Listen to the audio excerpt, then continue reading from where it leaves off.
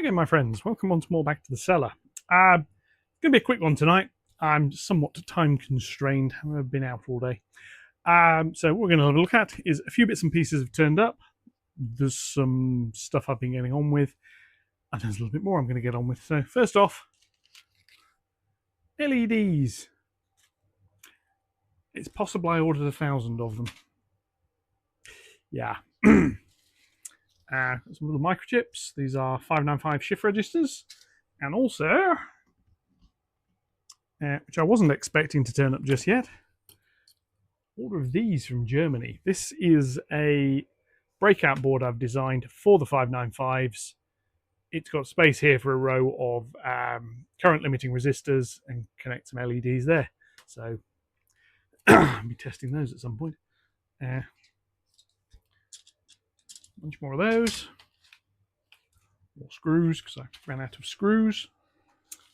I have some more push buttons. Blue ones this time, light up. These are for the uncouplers because I've realised trying to control them via JMRI as if they're points is just a bit awkward. So yeah, and that's about that. So with that, let's have a look at what I've been doing, and we want to actually do something. This is Leopard Street. As for the things, actually remarkably straightforward. This is the turntable. Duh. When you're showing somebody around a house and you say this is the kitchen, as if they can't spot it's the kitchen, you telling them ain't going to help. So as I mentioned the other day, I've got the loco spur over there. What I've done is I've just put a little bit of track here, and get a wagon, a suitable wagon. It can roll one side to the other. This bit of track is not powered. It's not going to be powered. When I can find it, which at the moment I can't, I have another Pico buffer stop, which is going to sit on there, basically occupying most of it. Its purpose is if a train comes on from over here, gets a tad enthusiastic, there is something other than a 4-foot drop awaiting it. This side of the layout will eventually, and I'm going to do it once I've painted the tracks, is going to get a little fence piece. It's not going to be much. It's going to be about 1 inch or so high, something like that. I'll get a little like, bit decorative trim piece, which I'll fit along the edge. It'll mean I can ballast and do some scenery without stuff falling off, which would be nice. And it'll also help, again, stop things coming off. So that's coming. I do need to finish painting that. Finish that yet. Then we wander down here. The other bits I've been doing is station track work. Now, these tracks are in. This little stub was in. That little stub was in. These weren't. These now are. Job I'm going to be coming on to in a minute. I'm going to be soldering these rails here. I've marked up. I use little purple dots to say I need to solder these. This board is board M, which is the main platform road. So I've got platform 1. Need some soldering. This bit of track is down. This is over the uncoupler. This bit's also now in. These roads are now in. These are glued all the way to the end, as are these. I did make a slight boo-boo. Yeah. And it's fairly straightforward. It's not going to be too hard to rectify. There's a board join here. And in my haste, I stuck these bits of track down. I thought, brilliant. And then at about, probably about 11 o'clock at night, I realised I'm going to be soldering these. I'm going to be cutting them. There's no power feeds on these bits of rail. So, 2 choices. One is when these bits are soldered, at some point I'm going to have to lift these tracks, add power feeds to stick them back down. I want the power feed sort of about here if I can get away with it. Or I'm going to be drilling some small holes, I'm going to run some wire up, and I'm going to be soldering it on the side of these sleepers with a PCB. And that's basically what I've been doing. It's not a vast amount. I've been waiting for various bits and pieces like these things here to turn up, which I'm now going to move out of the way because the next job, well, there's 2. I need to fit these. These are my little shrouds. There's another one in here somewhere, I believe. 2 connectors in each one. There's another one of them about somewhere. So I need to find. I want to install those. Found the other one. It's over here. These are going to go on the sides of the board. So just there. I'm not doing the wiring today. The job for today is solder these 4 here. Solder various other little joints I've marked up. And solder that there. That's probably as far as I'm going to get today with a little bit of time there. This isn't adding capability to the station. It's sort of restoring a little bit of what I could do before, because I mean the platform roads will be usable once I get them wired up. As all the wires are still loose. Hence the connector blocks. So I'm going to set the soldering iron up, and I'm going to do a bit of soldering and a bit of fitting of things with the screws. I shall catch you in a mo. Yes, I'm going to put these in. These are just, they're little fascia panels. They're useful because they're going to actually hold the electrical connectors in place properly. This is when I can do this without dropping anything and generally being clumsy. So do that. Screwdriver in the other hand. Ooh, I'm going to have to do it left-handed. Panic. Yeah, anyway. That's just the way it is. So that's going to go there.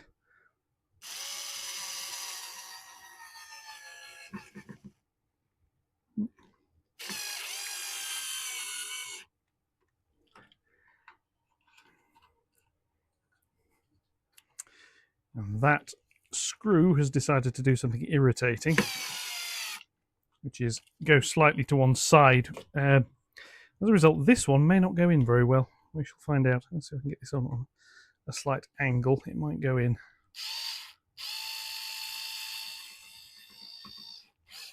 Yeah. And that will, as I've done before, one of these connector blocks will come into that from the back. Probably need to take that out actually while I'm doing this. Never mind. Yeah, in fact, I'm going to take it back out. Reason being, I actually need to run the wires through first. Then I can fit this. But oh well, never mind. That was a productive waste of time, wasn't it? Right. Soldering. Right, soldering. Again, this is one of those. You don't have to solder with a model railway, but it does make life an awful lot simpler if you can. So, move some of those bits out of the way. So here, it's these bits, and I've got these joins here to do as well. So, the way I do this, it's a little bit from either side. Now, the flux here does actually serve a purpose. I know some people are, you don't need it. Well, it's actually cleaning the printed circuit board sleepers as much as anything else here, which is quite useful because I have to come at this. Tin the iron slightly, and I come at it from that side. But I'm feeding the solder in pretty much. Well, I'm going to do it from either side, really. But I need to build up enough solder that it goes onto the rail and grips the rail. So we do that. The rail is actually stood a millimetre or so high off these bits here. These sleepers are slightly thinner than the Pico ones. They do 2 thicknesses. I think these are the thinner ones of the 2. Well, they did. This is a DCC Concepts product, so I'm hoping this is one of the ones that the Model Centre pick up and run with, because they're actually rather useful. If they don't, I'm going to have to contact my my friends in Germany at Aisler, who made those little circuit boards for me, with a design for printed circuit board sleepers, which wouldn't be hard to do, wouldn't be particularly expensive. Possibly even actually go down that route and say I want ones that are a little bit more wasteful, but spaced correctly. So I can just cut like a strip of 6 and just use that. But anyway, that's for another day. I'm hoping, there's possibly a bit of a forlorn hope, but I'm hoping I've got enough to do the rest of the layout. You can see the smoke wisping off this. Ideally, you'd want an extractor fan. I do have one. The problem with it is it's not battery powered. You think, well, why is that a problem? Well, what it means is for doing stuff like this, I can't really get at it. So I'm going to do this side here. Now the idea is enough solder on this that it will stick it to the sleeper. I do like this soldering iron. I don't like the cable it comes with. It seems to be an almost universal thing with soldering irons. The cables they come with are an absolute pain. Right, so that this side. Here I'm feeding it in from the outside. This time I'm feeding it in from the outside because I'm on this side of the track. And feeding it in from the outside means I can see what I'm doing. So yeah, there's that. I'm going to end up putting the iron on that side, however. Just because it's in the way a little bit. I've been out of my travels today anyway. It's first time I've actually been on a train, as in a real one, for a while. I used to work in London. And I commuted in from Wolverton, if anybody knows that, near Milton Keynes. Every day every weekday for about 4 years. And the one thing that taught me is I absolutely hate commuting by rail. Yeah, I like trains. I was working in the rail industry at the time. So yeah, I like trains. I don't have a problem with trains. What I got annoyed at was the commuting bit. Not too fine a point on it, paying £5.5 grand a year for a season ticket so that I could stand in standard class. Sometimes I got a seat, but often I was stood. Surrounded by people who, when a ticket inspector did finally come through, turned out hadn't bought tickets. Sort of because I was in the industry, I didn't really have any choice in that. Obviously, you're supposed to buy tickets anyway. But yeah, it's slightly disillusioned by that. Not helped by the number of times I actually got into Euston to see the departure board saying cancelled, cancelled, cancelled, cancelled, which happened about once a month, it seemed, for a while. Yeah, I fully understand there's all sorts of mental health issues around rail suicides. And I'm not trivializing that in the slightest, because that is a very serious issue.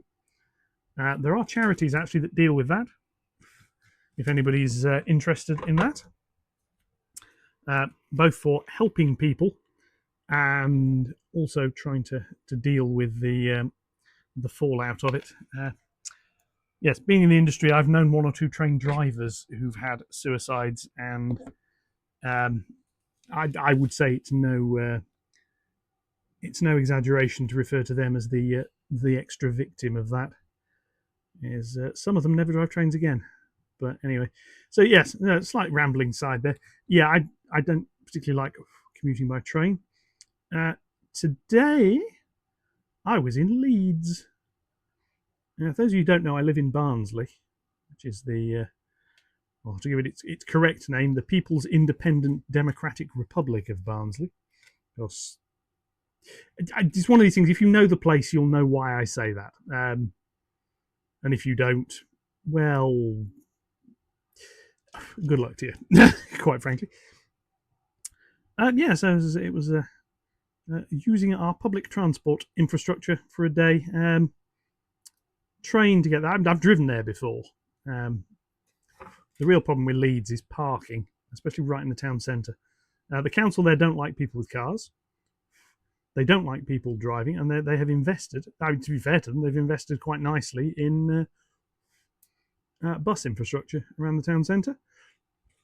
Unfortunately, the buses don't run from Barnsley, so I had to go by train, which worked. And all I can say is it's been many years since I've been to Leeds Station, and I forgot how big the place is. If you've not seen, have a look on Google Earth. Leeds Station, Leeds Station. It's in the city centre. The place is massive. I mean, I thought Euston was pretty big with like 14 platforms. I was departing from 17B today. So I was like, okay, this place is huge. The replacement trains that Northern Rail have got to replace the old Pacers, the Nodding Donkeys, little 14X class that used to run on that route. Class 195, I think it was. They're quite nice, actually. I have to say, there's a good one, Northern Rail. You have procured some rather nice trains there.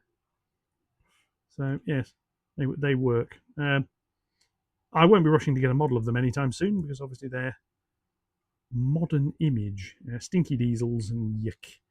But yeah, obviously diesel because that line is not electrified.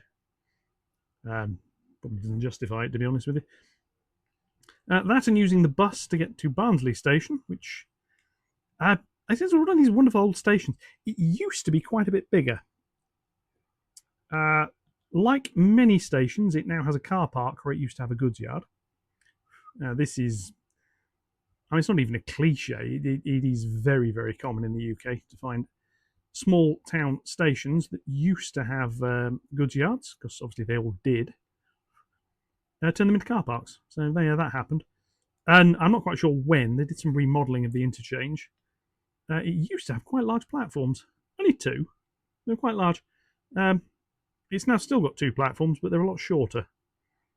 I mean, I'm guessing there's no point maintaining the sort of platform that can take 8 coaches and a loco when the biggest thing that goes there's got 3 coaches to it, and there's like a class 150. So it's like, yeah. But it's nice enough. The sun was shining. It's a nice day. People are friendly. The onboard crew, both ways, very friendly. So yes, there's a credit to Northern Rail and also to Stagecoach for the buses, which I've forgotten how much buses rattle. They rattle quite a lot when they're stationary. This is the engine's low revving. Anyway, that's enough wittering about that. I'm going to finish this off. I'll be back in a minute when I've got the rest of it done. Right, that's that soldered and cut. So the only thing I need left to really do is wagon over just to test it. I can't run trains at the moment because the layout isn't powered up just yet. Rolling over there nicely. And over these joins down here as well. Yada yada. So come over here. And all of this has now been cut. So we can roll over these joins here. Check that goes together nicely. And that one, and that one. Now, the next job, which I'm not doing today, pretty much run out of time for today. The next job is not, as you might expect, wiring this board up. The next job is removing this board, well, actually removing both of these end boards. This is because, if you can see in there, it's in a right state. So what I need to do, before I can run any more trains, let's come back up here so we can see you. I need to remove this board here. I need to remove both of these, and they'll just go on the floor somewhere out of the way, so I can clean the track under here, which is now filthy. I can't run trains at the minute because of the state of that. I suppose I could bring some up here, but they're not going to get any further than that because this bit's not powered. So before I power this, I'm going to get the track clean. And the reason I want to get the track clean is an arrival. I've got a new loco, which I'm quite keen to take out of the box and have a play with. But at the moment, I can't run. Now, she's DC only. So what I'm going to doing is taking a length of track, 9-volt battery, and saying, does she move? And if she moves, I'm going to chip her. Then I need to run her and run her in before I really start playing. To do that, I need this section of track working in this corner so I can run the complete loops. I'll need to move the 2 freight trains, which are lurking over there. I'll need to move those back into their loops. And then we can, off we go. Yeah, so that's it for this one. It's been a fairly simple update, but I've been out all day. I mean, I'm busy all day anyway, but I've had a shorter time this evening for playing, so I've decided to limit what I'm going to try and do to soldering these joins, which are now all done, cutting them, which is now all done. This is ready to remove. I've still not found the buffer stop for down there. It is around, it is in its box. I will stick it on. They clip on, but I use super glue because then it stays on, quite frankly. Anyway, until the next one, which hopefully, we'll be looking at this new loco. We'll see. It should be a fairly simple thing to do. I mean, how hard can it be to get a loco out of the box and run it? Have a good Wistery week. I'll catch you on the next one. Thank you very much for watching, and goodbye.